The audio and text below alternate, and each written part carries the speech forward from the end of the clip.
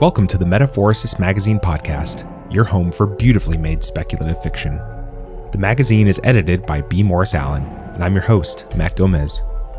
This week's story, narrated by the author, David A. Hewitt, is Donald Q. Haute, Gentleman Inquisitator in the Peril of the Pythogator. David Hewitt was born in Germany, grew up near Chicago, and lived for 8 years in Japan, where he studied classical Japanese martial arts and grew up some more.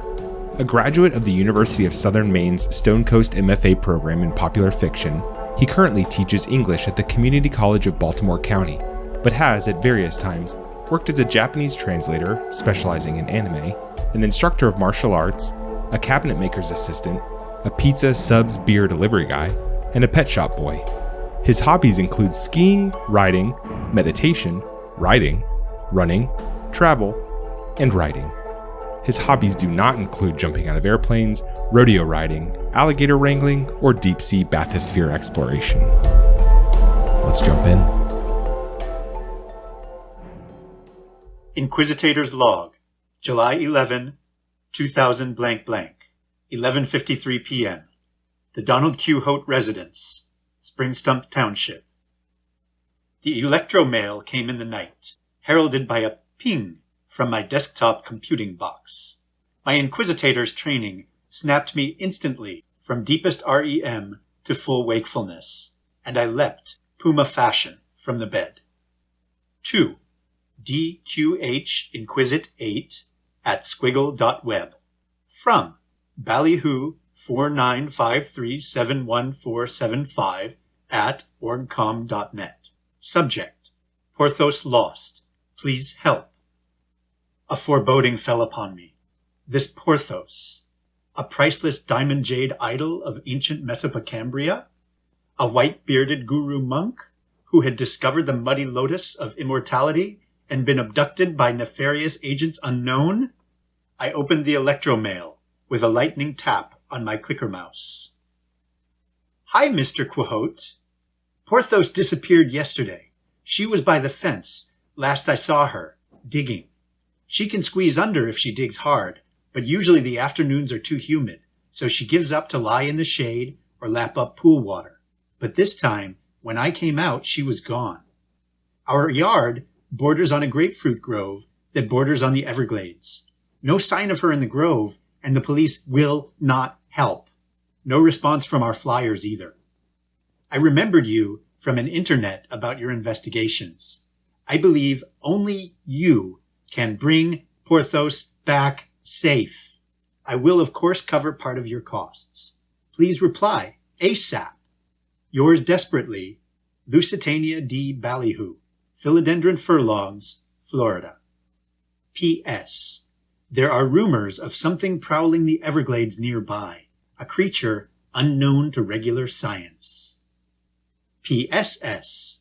Porthos is half Malamute, 1/4 Himalayan yak terrier, and the other quarter is kind of a question mark. Did I hesitate? Ha! A mysterious crypto creature, coupled with a some expenses paid Florida wetlands vacation in the sunny summertime? I replied in a flash. Will arrive in 2 days' time. Stop. Please prepare admixture of buckwheat flour and talcum powder, so I may begin immediately to dust for prints in the grove and in the Everglades beyond. Stop. Yours in earnestness, DQH.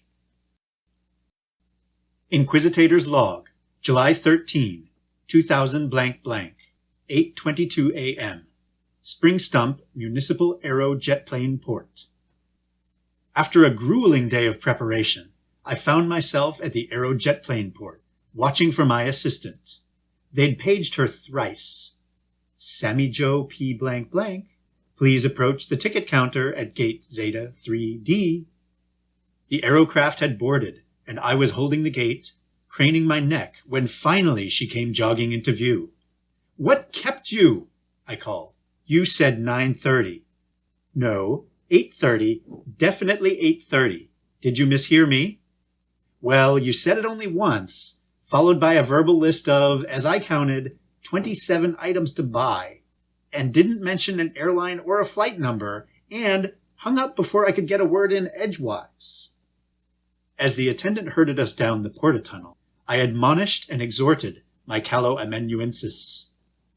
I've told you before, Sammy Jo, in the Lexipedia Inquisitatus under E, you'll find neither hair nor hide of the word excuse. Don't you remember the 17th Credo? Excuses are like endocrine systems.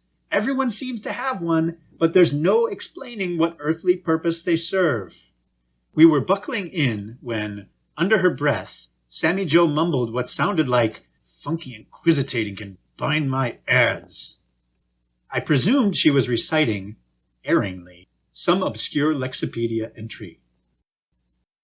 Inquisitor's Log, July 13, 2000 blank blank, 2:42 p.m.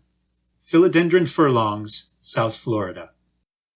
A handbill, evidently printed on a desktop computer inker, adorned a telephone pole in front of the Ballyhoo residence. Lost. Answers to Porthos. Reward for information leading to. Above this was a digipic of the dear departed. Her black and white eyes sparkled behind fluffs of black and white fur, right up to the tips of her scampish black and white ears. Black and white puffy legs terminated in perfectly proportioned black and white front paws. Colored ink might have done her more justice, said Sammy Jo. Our tapping with the flamingo-themed door knocker was answered by a respectable-looking platinum-haired Euro-American pensioner gal, wearing raccoon-themed slippers, shiny sweat trousers, and a flamingo-themed hood sweater. Love and grief, mingled with determination, burned behind black eyelashes as thick and vivacious as a lunging nest of newborn snakes. She waved us in, and as she guided us to the kitchen tablette, I introduced myself and Sammy Jo, my assistant, protégé, and mentee. Manatee? Ms. Ballyhoo blinked blankly. So you're half? I didn't know that was possible. Sammy Jo explained then, as an ABD degree holder in the zoological sciences, the fine distinction between an apprentice and a cud-chewing aquatic mammal. Let's delay no longer, I interjected. Show me where your fur-bearing friend Porthos was last seen. Our host led us onto a screened patio. By Vesuvius, the humidity! Where she pointed to a hole under the vinyl fence, beyond which loomed a grove of grapefruit trees. Turning back to Ms. Ballyhoo, I noted a wellspring of tears flooding her eyes. As my heartstrings twanged, I mentally genuflected to Madame Helena Rubinstein, inventor of waterproof mascara. A professionally fenced grapefruit grove is no daunting target for the Master Inquisitator, particularly when the gate boasts no lock nor even a functioning latch.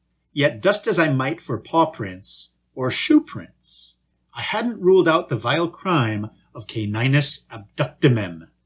Nothing was revealed, even by Sammy Jo's trained zoologist's eye or my ear-mounted maxi-magnifying lens. We did soon discern, though, that we were not alone in the grove. We're not alone in the grove, whispered Sammy Jo. My inquisitor's keen five-fold senses told me she was right, and that this was no career grapefruitsman, this young fellow tramping toward us, yammering at his upraised porta-Y phone. A splash of bleached hair enmaned his pale, sparse-bearded face, and against the sun's ravages, by Hephaestus's forges the heat!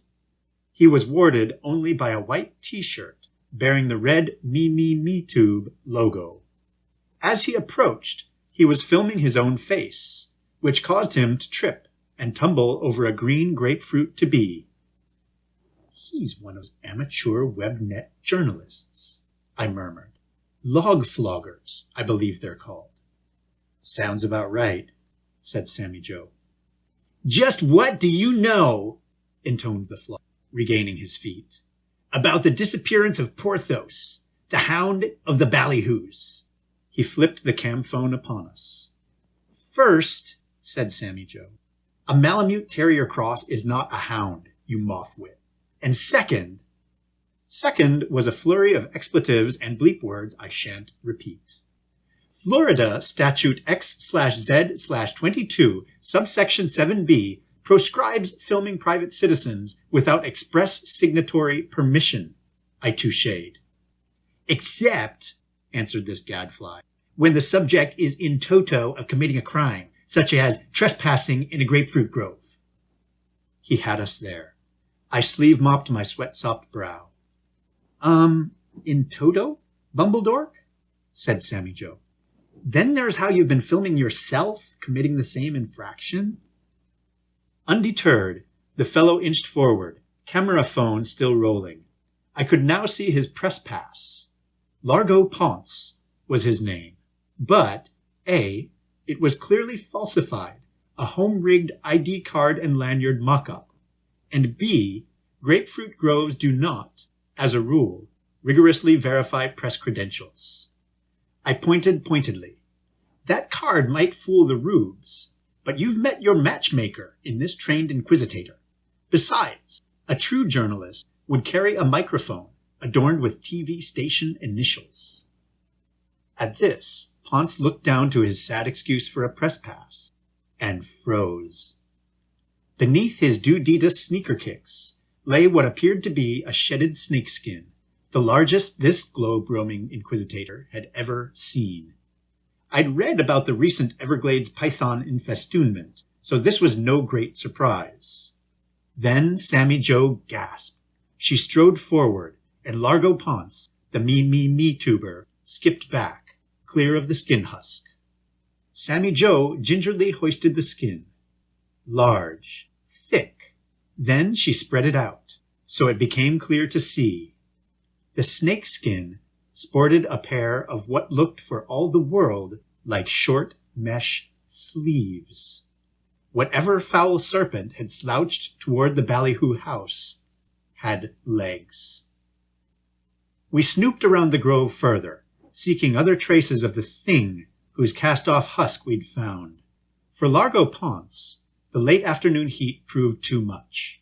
As a native Floridian, he was more acclimated to the bracing chill of air-conditioned homes, air-conditioned stores, air-conditioned schools, and air-conditioned automocars, so he soon departed.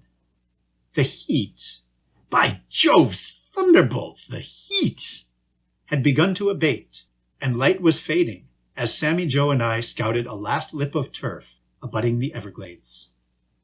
It's very wet, I observed. They call it the River of Grass, Sammy Jo replied. On a state map, this region appears as land, but its actual state is hardly such stately dry land, aside from those little islands. Hammocks, said Sammy Jo. Hammocks? So called because they're frequented by the Everglades everpig? Hammocks, she repeated. At that moment, our conversationalizing and the quiet of Everglades dusk were interrupted by a swoosh-swooshing of boots in the long grass, and the splish-splashing of, not far off, a scientific-looking bearded fellow of pink-skinned Caucasian stock and middling age was sampling with a scoop in the shallows at the glade's edge. I hailed him. "A fellow scientifico?" I called. He ignored me. The Inquisitator, though, is not lint on a trouser leg, so easily brushed off. "Are you a student of the bioecologic disciplines?" Still nothing. I persisted. "What do you make, Monsignor?" I motioned to Sammy Jo, who'd tucked the skin into her day pack and now produced it. "Of this." At the sight of what dangled from Sammy Jo's hands, he halted. Then he approached, a tall, thick fellow, in a very scientifically rigorous hat. "Where did you find this?" "In the grove," Sammy Jo gestured. "The South Florida biome's outside my expertise, but still, something's off with this, isn't it?" The bioecologist flusteredly unpocketed a tape of the measure and took the shedded skin's dimensions. He stared. "So?" Sammy Jo refolded the skin. 91 centimeters, the ecobiologizer murmured. Then, assertively, "I'll need to take that for further study. This is federal parkland. You're not permitted to remove flora or fauna." He extended a hand. "But what is it?" said Sammy Jo. "And who exactly are you?" "Invasive species." The man gimmied with his fingertips. Sammy Jo looked to me. A zoologist and her moult leavings are not soon parted, as the saying goes. But the Inquisitor's code is clear about respecting authoritative personages. I scooped the skin from her reluctant hands and passed it to the man, along with my calling card. "Please contact me, Sirrah, when you conclude anything. We are investigating a lost pet who answers to Porthos, and fear this serpentonic invader may be implicated." The fellow disregarded me, drifting away as one bedazed, gazing at the skin. "You have to at least get his," muttered Sammy Jo, then shouted, "What's your name?" "Frank," the man answered, and departed into the Everglade night. Now a barking, distant but distinct, sounded over the waters. I marked my position, noted the time, and biangulated the sound's origin with the constellation Puppis. We'd no embarkable means of pursuing the barking this night, but pursue it we would. Inquisitor's Log, July 14, 2000 blank blank, 6:24 a.m. Philodendron Furlongs, Florida. The flogger Largo Ponce came a-knocking early, as Sammy Jo and I were leaving the ballyhoo home.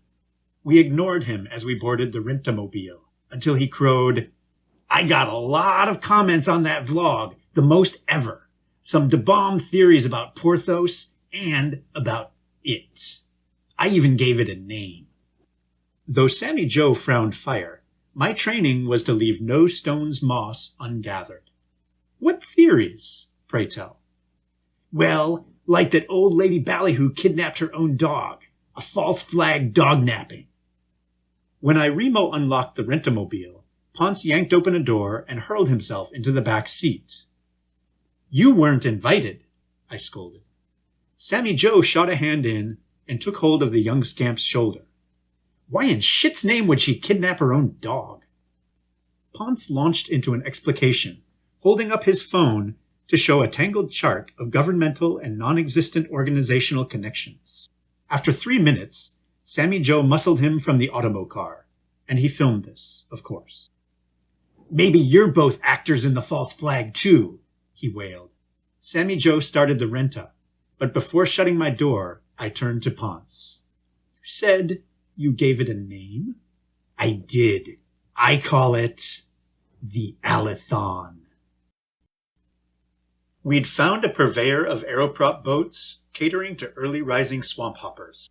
The sun was only just ascending behind us as, after a perfunctory tutorial, Sammy Jo broomed the aeropropulsor to a roar and blew us out into the vast shallows of the Everglades. Borrowing Sammy Jo's techaphone, I web-skated to Ponce's vlog site. 7,204 views between dusk and dawn. Porthos's travails had set the flog world afire. I vigilated in the bow as we beelined toward the heading I'd marked. Alligators, the standard issue type, drifted loggishly, while birds of every hue in the colored pencil box fished, floated, or flapped all around. On one island, one hammock, after another, we disembodied and searched, but we heard no barking, nor saw sign of that other dread creature. Inquisitor's Log, July 14, 2000 blank blank, 10:27 a.m. The Everglades, Florida. Hours later, dripping with sweat, Deus ex infernus, the heat!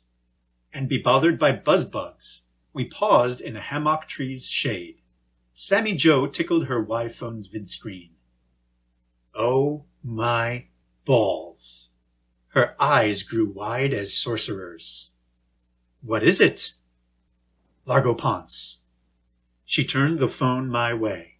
There was Ponce, wearing bespoke chest waders, trudging knee-deep into the Everglades.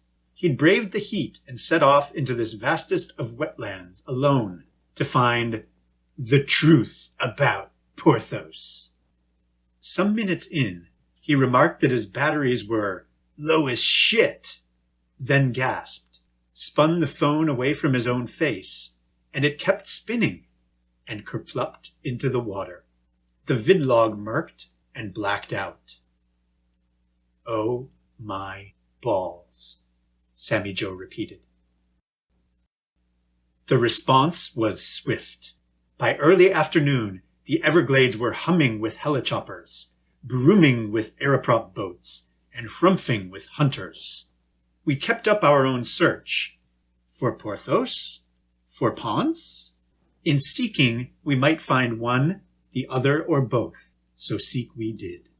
As we aeroboated, we listened to floggers and major news channels alike, speculating whether Ponce had merely misstepped, dropped his phone, and now wandered lost, or whether he'd been ensnared by... Apparently, none had watched the vid footage where Ponce named the creature. They'd all taken to calling it the crocopie. In this vast queendom of alligator Mississippiensis, that's what they call it? Sammy Jo grumped, as she cozied the boat up to yet another hammock. Whatever it is, damn sure it's not a crocodile. Every Walmart store south of Kissimmee must have been denuded of shot and rifle and auto semi-mini cannon guns, of ammo shells, and of camo caps, camo pants, camo vests, and camo tote bags.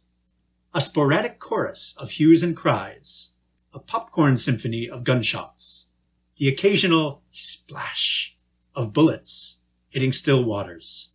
Hunters leveled their sights at gators, at imagined pythons, anything that flitted, flapped, or skittered.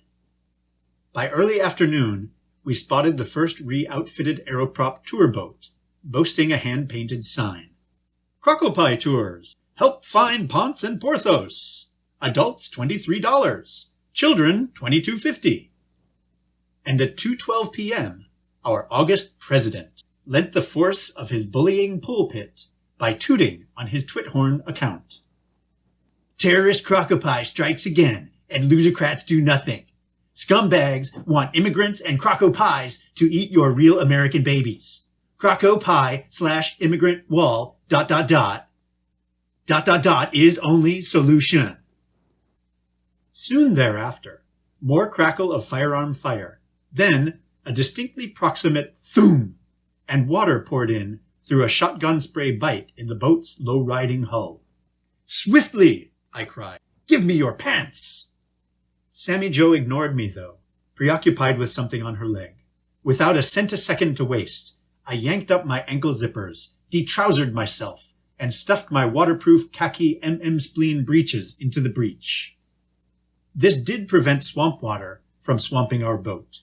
Relieved, I turned to see Sammy Jo picking bloody slivers of aluminum boat hull out of her lower leg.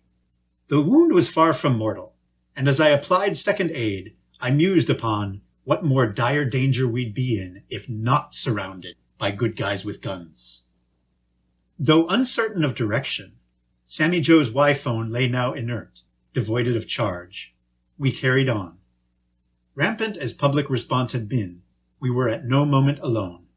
There were the two mustachioed Alabama Caucasians, convinced Ponce and Porthos had been spirited away by a big-footed Sasquatch, who questioned us zealously.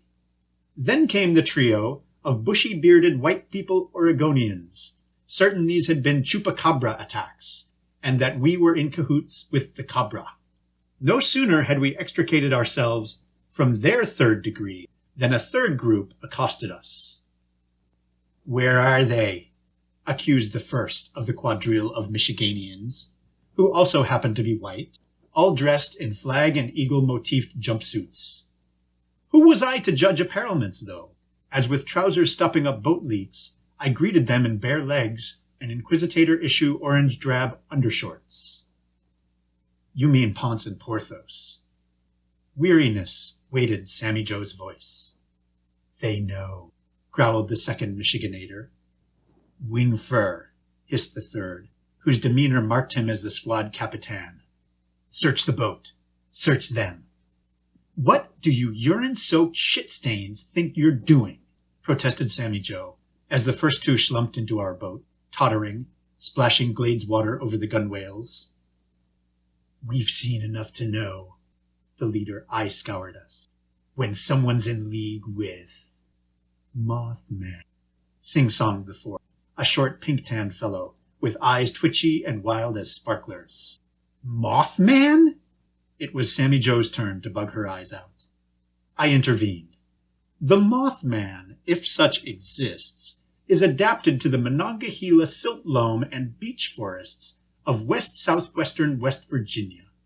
Like a rare orchid or a hothouse zucchini, the likely apocryphal Mothman could not readily inhabitate these sultry wetlands. Just what a fella'd say if he was hiding a Mothman, said the leader. One of his hench hunters began to frisk Sammy Jo's dorsal area for concealed moth wings. She beat his hands away. A tense standoff ensued.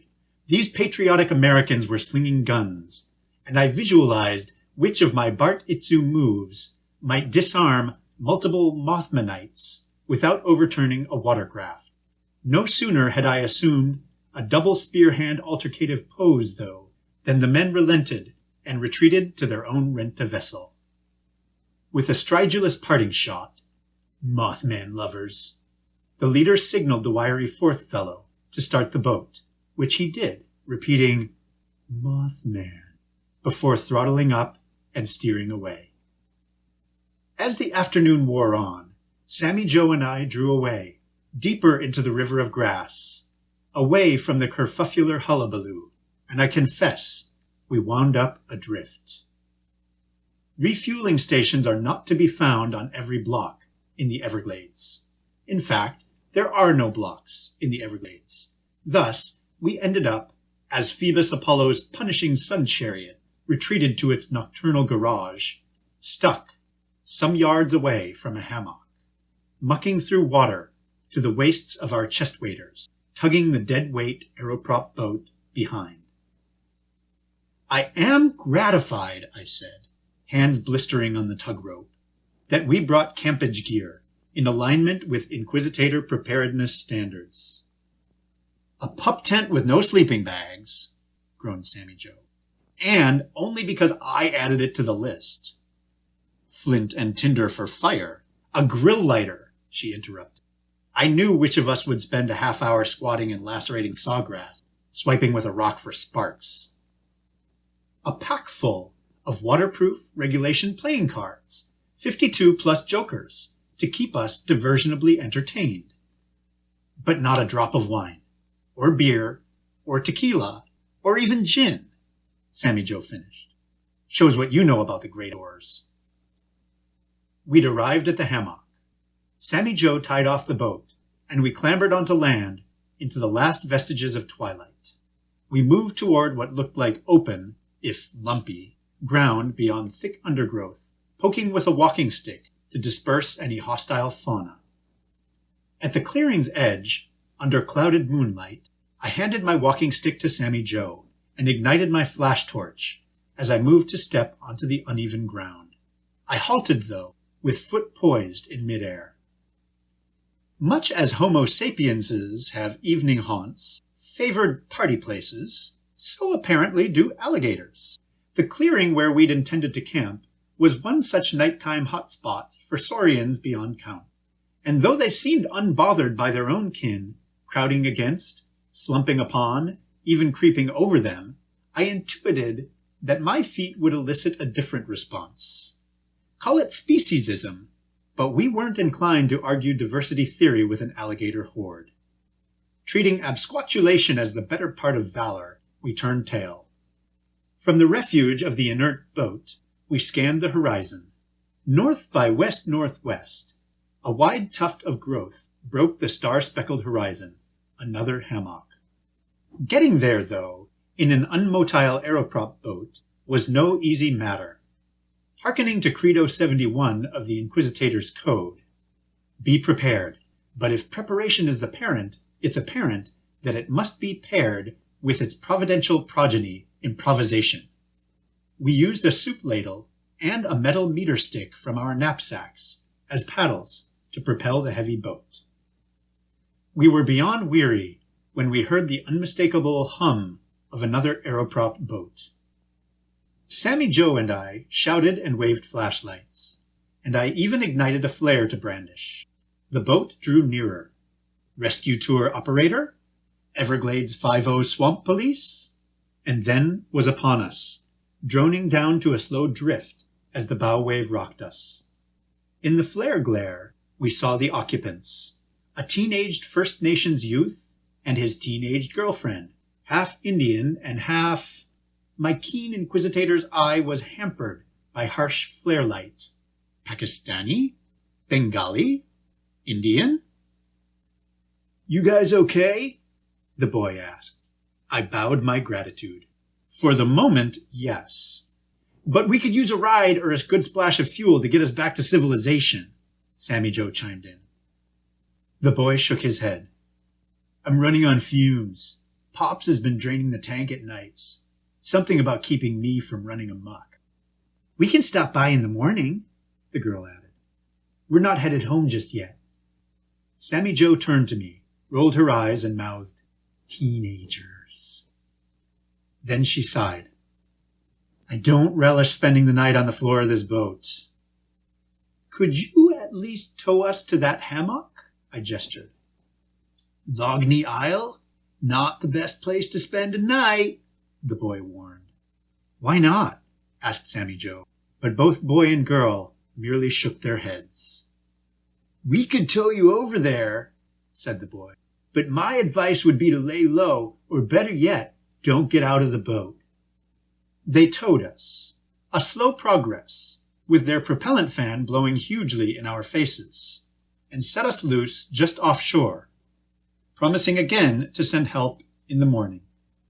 Then they rode off, with a mutual touching of gluteal regions, a form of contact I presumed must be rooted in Seminole or Miccosukee tradition. "It's hot, even this time of night," I said. Sammy Jo and I lay curled discomfitedly in the boat, which we'd tied to an arching tree root beside Logney Isle. Damn straight, and humid, and buggy, and sober. I suppose I ought to apologize. This was my inquisitation, yet here you are, ever faithful Sammy Jo, bearing your part of the burden, including birdshot in the leg, no less, with admirable composure. I heard her shift to face me. "What, you think I'm surprised to get into a bizarre and needlessly dangerous situation, accompanying you on one of these, whatever these trips are?" "Still," I answered, "educating an aspiring inquisitor is a delicate balance. As the Lexipedia Inquisitatus points out, criticism comprises a conduit to consummate competency, while praise is potentially a poison. Sometimes, though, a compliment is warranted. You've been a worthy..." Sammy Jo laughed, a musical sound. "As much as all this I corrected. As all this inquisitating is kind of, well, scientifically speaking, it's, unconventional?" I supplied. She laughed again. "Unconventional. Right. Still, I've seen and done a lot I never would have, and it really is never a dull moment." Sammy Jo inclined forward on the bench slat between us. I sat up too. Our faces were close in the murky mooned night. Under her sweat and rain bedraggled mop of dark hair, those coffee-colored eyes were lovely. "Have you," she half whispered, "ever thought about..." And just then a pattering rain began to fall, swiftly intensifying into a drum roll on the aluminum hull. The quiet moment gave way to a flurry of action, pulling ponchos from packs and endeavoring to cover the boat. "We daren't sleep here," I said at last. Try as we might, rain could not be kept out. To slumber a boat was to risk swamping or drowning in the night. So we set off with our supplies, with the tent, leaping onto wet roots for a foothold on the island. There we found a game trail of sorts, about shoulder width. We followed its twists and turns, vaguely illumined by flashlight in the pouring rain. The trail dead-ended at the best spot we'd seen, a flattish patch between the knees of a banyan tree. There, we attempted to pitch our tent. "Son of a bee-hutch!" Sammy Jo rasped. I looked at her, blankly. "The tent fly. I took it out of my pack, digging for a poncho, and left it in the boat." With this, Sammy Jo tromped off, flashlight beam skimming before her. I sheltered as best I could in the flyless tent, but rain poured right through the mesh crown and onto my own poncho-domed crown. We'd pitched the tent facing the tree, so we'd have cover for any ingresses and egresses, and I'd left the zip gap open in expectation of Sammy Jo's return. This proved to be an error, when I heard a rustling from the entry behind me and felt the sudden shock of a taserizer zap-gunning my nervous system, rendering my finely honed neural reflexes useless. I then felt a net thrown over me, then a sack over my head, and a lariat hoop pinned my arms to my torso. Visionless, I struggled, but more zap-gunning broke my resistance, and I was dragged across a short span into what seemed, against all probability, to be an elevator. Here, I doubted my own sanity, but razor-sharp Inquisitor's training kicked in, and I sniffed. Yes, the distinctive scent of elevator was unmistakable.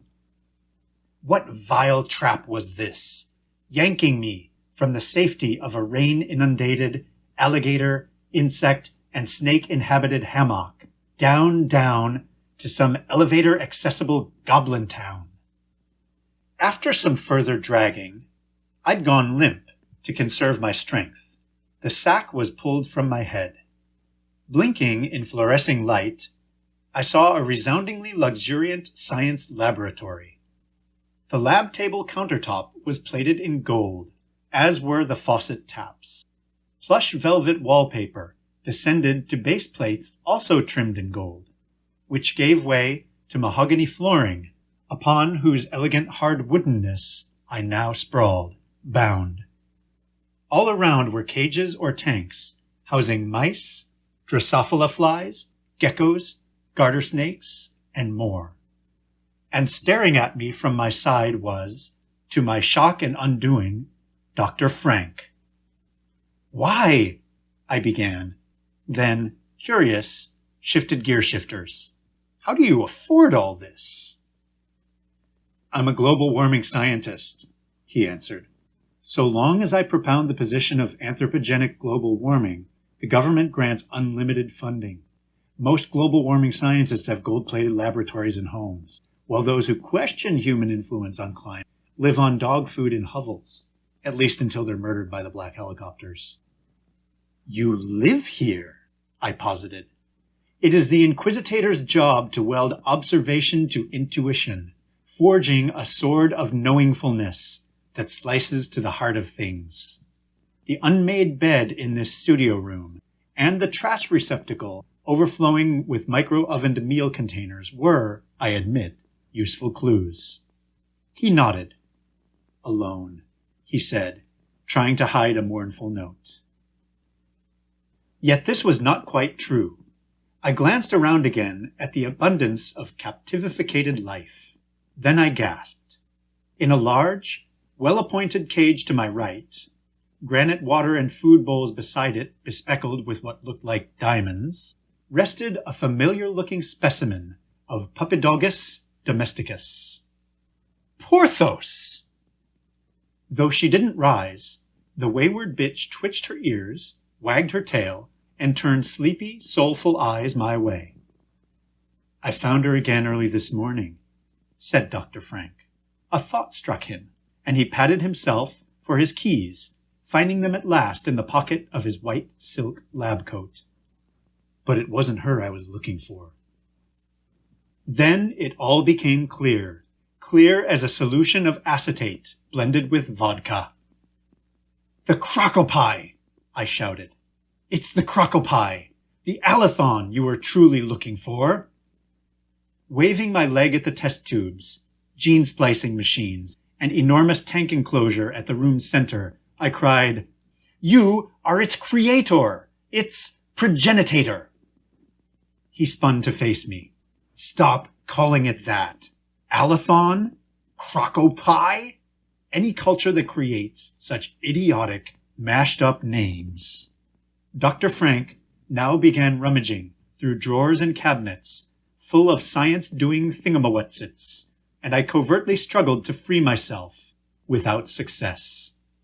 At last, he found what he'd sought, a wiry mesh of electronodes, which I surmised to be either a fiendish interrogation device or lights for a Christmas wreath. But Christmas was 5 months away. Do you mean to torture me? Dr. Frank smiled. I mean to wipe your memory. True, this will be its first test. But if the device works, all knowledge of me, my secret laboratory, and of the creature will be erased. Forever. But the first 2 of those would be unnecessary if you'd simply not abducted me, I observed. Dr. Frank scowled as he looked, next, for an extension cord. After further scrounging through drawers, cabinets, and piles, he had just triumphantly produced an orange one, of the 50-foot variety, when the elevator bell dinged. Dr. Frank whirled, extension cord in one hand, taserizer in the other, as Sammy Jo leapt through the Vator door into the lab. She was unarmed, nothing to hand but the aforementioned tent fly. But seeing me bound on the floor, and a taser-armed scientificator glaring at her, Sammy Jo took action. Stretching the vinyl plasticine tent fly taut, she pump-twirled it from both ends, as middle schoolers do, to transform a wet towel into a rat's tail bully whip. They circled one another, like Florida panthers, if, in fact, enough of those still exist to ever encounter one another. A feint by one, a feint by the other, the crackle of a taserizer, the crack of a tent fly whip, the "ouch, that stings" of a bearded white man with a low pain threshold. Then, in passing where I lay bound on the floor, Dr. Frank came too close. I thrust out a leg and tripped him up, so that he stumbled. He dropped the taserizer to break his fall. He recovered, but before he could recover the weapon, Sammy Jo covered the distance with a pounce like... I already used panther, so let's say a pounce like a caracal. As Dr. Frank reached for the shotgun, her fist shot out. It thwumped into his face. This time, he sprawled onto the floor with an "ow, ow, ow, ow, ow," while Sammy Jo also backed away, knuckle to mouth, squandering a layman's lifetime supply of mother effers and son of a B words. I've been doing kickboxing at the gym, but Jesus Christ, a human face is fucking hard, she shouted, and took it out on Dr. Frank by kicking him in the leg. "Ah, Charlie horse!" he wailed, and with this, the outcome of the fisticuffs/footsicuffs was decided. Sammy Jo commandeered the taserizer and untied me while keeping a watchful eye on the now very mad scientist. We'd nearly reached the elevator when the bell binged one more time. First Nations rescuers, whether teenaged or otherwise? An accomplice of Dr. Frank's to thwart our departure? A brown-uniformed National Park Service SWAT battalion? But when the doors opened, every one of us flinch-skittered back, for what emerged was, well, you've probably formed a mental picture already. Half python, half alligator, enormous, though low to the floor and aero and aquadynamic. Gliding into the lab, it eyed us all with a menace that transcended the reptilian and approached the human. We all recoiled still further. Yet it let us be, slither plodding with surprising grace toward the chained Porthos. Though we dreaded what might come, not one of us deigned to intervene. Instead, we three, Sammy Jo, Dr. Frank, and I, all tumbled into the elevator and rammed fingers at the up button. The doors closed. "You created that thing?" said Sammy Jo. I did. Dr. Frank's head slunk. "But why?" I said. "After decades of climate research, to strike fear into a populace that refuses to fear the more abstractly terrifying? To attempt what had never been done before? And maybe, just a little, because I wanted a companion." "You could have adopted a cat or a dog," said Sammy Jo. The word dog sparked regrettable associations with poor Porthos. The elevator arrived at ground level, and we all stepped out of the tree housing the elevator into a quiet night. The rain had stopped. Leaving the tent be, for lingering by the elevator was no option, we made our way over rain-saturated ground to where the airboat floated, our best refuge, though really no refuge at all. We sat silent in the boat for minutes uncounted, until a rustling in the sawgrass. We all sat bolt upright. Sammy Jo pointed the beam of her flashlight. There, emerging from the sawgrass, was the face of the creature. Though its stare locked on us, it diverted course from our boat and slipped, gracefully, soundlessly, into the water. To our rejoicement, behind it came Porthos. The serpentuous creature cast a longing gaze that way, while Sammy Jo and I clapped our hands and called out, "Porthos! Here, girl! Come, Porthos!" Porthos vacillated, nosing at the creature, at us, back at the creature. Then we heard a voice we never expected to hear, a hissing, guttural, yet somehow mesmeric voice. "Come, Porthos. The river of grass shall be bed, bath, and home to us, and we will live in freedom, liberated from human masters," spake the creature. Freedom, though, is just another word for nothing left to lose. Porthos had, waiting back at Ms. Ballyhoo's, a cozy bed, frequent meals, and a sweater for when the Florida winters dipped below 68 degrees. Porthos made her choice. She hopped into the airboat, into the familiarity of human company. And how is it that the creature, unholy amalgamism of the serpentastic and crocodilious, was able to speak in human tongues? Who can say? Genetic intermixing is ever a roll of the dice. The result here was fortuitous, allowing the creature to speak words thematically relevant to this tale. Looking away from Porthos, to the sky, to stars behind thinning clouds, to cruel fate, the creature crawled onto a nearby log of an icy pallor. Dr. Frank called out, "Don't leave me! Stay! How can I bear knowing my child, my finest creation, is wandering alone, praying, wreaking destruction, and inviting its own destruction too? Please!" "Suffering?" the creature answered. "What can you know of suffering? Of the suffering of a soul who, knowing right from wrong, virtue from vice, still was forced to track and kill the sapient raccoon, the pristine snowy egret, and the flamboyant flamingo, to sate an unending hunger, the suffering of a sensitive being who never got a single syllable of reply from its brother, the Burmese python, or from the noble alligator, its sister." "They don't really speak to anyone," Sammy Jo consoled, but the creature seemed not to hear. "No companion, no love, no compassion, not even that of a faithful canine," it continued, stink-eyeing Porthos.